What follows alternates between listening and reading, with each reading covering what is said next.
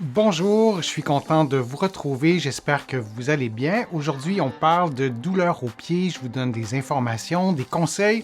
Souvenez-vous que tout cela ne remplace pas les conseils de professionnels de la santé et encore moins un examen ou une évaluation.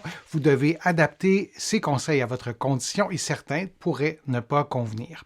Vous allez aussi trouver beaucoup d'informations que je vais vous donner dans mes livres, notamment mon livre 99 façons de prévenir les effets du vieillissement et conseils d'un physio pour une meilleure posture et des articulations en santé. Soulager la douleur aux pieds, je voulais vous donner 7 conseils pour accélérer la guérison et ces conseils-là sont sensiblement les mêmes.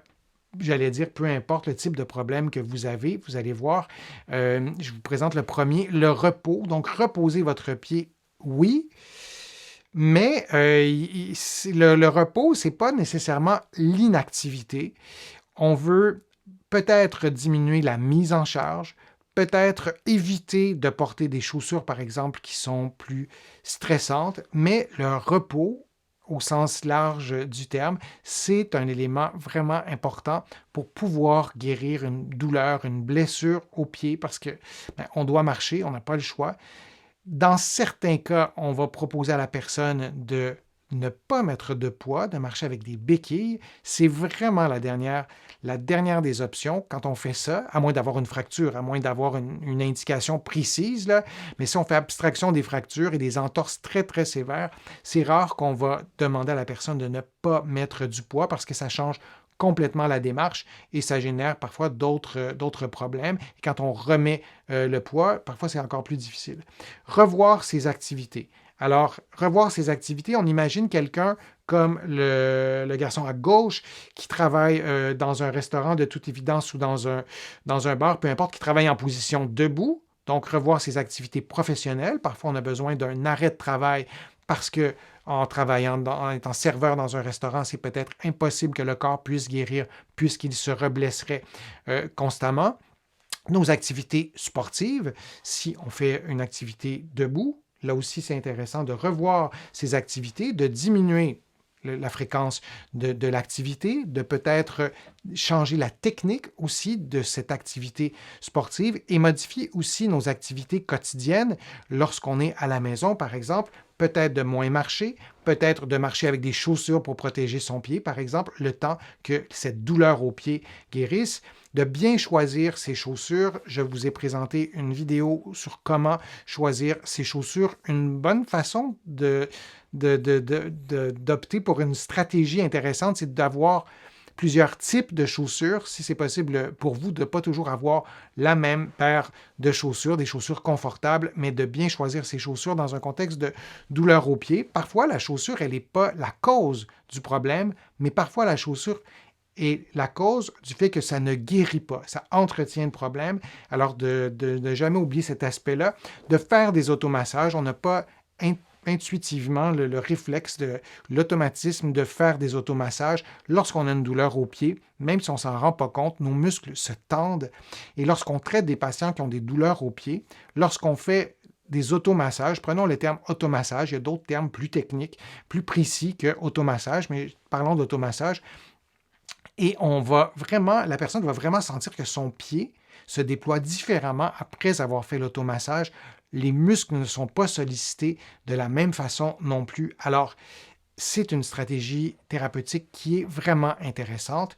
5e conseil que je vous donne, récupérez vos capacités physiques, récupérez votre force, récupérez votre équilibre, récupérez votre mobilité. Vous allez trouver sur ma chaîne vraiment beaucoup d'exercices commentés en temps réel qui vous aideront à récupérer ces capacités. Consultez un professionnel de la réadaptation, restez actif et active, marcher pieds nus aussi pour récupérer ses capacités. Lorsqu'on a une douleur qui est présente, on ne souhaite pas que cette rééducation contribue au maintien de la douleur. Moi, je ne fais pas partie de cette école de pensée qui dit quand ça fait mal, c'est bon signe. En général, on ne veut pas reproduire la douleur. Mais lorsqu'on a réussi à apaiser la douleur, que l'inflammation elle est plus là ou elle est diminuée, on peut très progressivement, c'est souvent le mot-clé, progressivement, récupérer ses capacités physiques que j'ai énumérées, notamment pour ce qui est du pied. Un autre conseil que je vais vous donner, rééduquer la posture et la mise en charge. Alors, vous voyez un fil de ferriste qui doit, et l'objectif, c'est pas qu'on fasse tout ça, j'imagine, mais on a besoin de pouvoir bien doser la mise en charge si on ne veut pas tomber. Ça, c'est extrême. Mais dans la vie de tous les jours, c'est ce qu'on fait constamment. On ne se rend pas compte de la complexité des mouvements du pied. Et lorsqu'on a une douleur, donc on a eu une blessure, une douleur, on a changé notre façon de marcher, on a peut-être moins marché, on a modifié notre façon de bouger. Il y a eu de l'inflammation, il y a un gonflement articulaire, peut-être un saignement aussi. Donc, on doit récupérer non seulement nos capacités, mais notre capacité à utiliser nos capacités. Et ça, c'est la démarche, la mise en charge. Si vous vous placez debout, êtes-vous capable de vous tenir sur un pied et de déplacer votre poids sur vos orteils, de replacer votre poids un peu plus près du talon et de faire un va-et-vient comme ça, sans avoir des mouvements incontrôlables, par exemple des orteils. C'est vrai aussi pour les déplacements vers la gauche, les changements de mise en charge vers la gauche et vers la droite ou vers la partie interne du pied ou vers la partie externe du pied. Donc, de rééduquer la mise en charge et notre posture.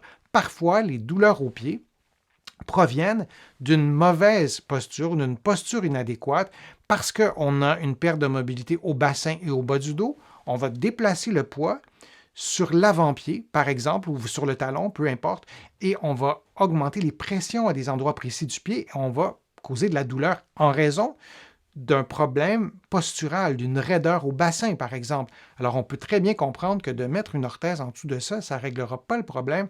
On doit s'occuper du problème à la source et d'y aller avec une rééducation posturale ou au moins une vérification posturale pour être sûr qu'on n'a pas ce problème de posture X, peu importe lequel, qui cause des douleurs aux pieds, et de consulter un professionnel de la santé, un expert dans les problèmes de pied.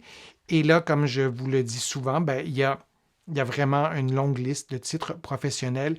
Je vous ai donné ici les professionnels au Québec, les podiatres, les orthésistes, les physiothérapeutes, les kinésithérapeutes de l'autre côté de l'Atlantique. En France, en tout cas, il y a les médecins rééducateurs. Ici, on les appelle les physiatres qui ont une expertise pour le pied, les orthopédistes aussi. Alors, il y a vraiment une panoplie de professionnels de la santé plutôt que d'aller voir un peu n'importe qui et peut-être le regretter. On n'oublie pas que le pied, les orteils, ce sont des régions du corps qui sont déformables, qui sont relativement fragiles et qui peuvent causer des problèmes. Je vous remercie d'avoir été là. Je suis toujours aussi ravi de vous présenter ces contenus. J'espère qu'ils vous ont été utiles, que ça vous aidera à prendre soin de vos pieds, à prévenir et peut-être soigner certains problèmes. Je vous invite à consulter des professionnels de la santé qui sont experts dans la santé du pied. Vous allez trouver beaucoup d'informations sur mon site web, le www.denisfortier.ca.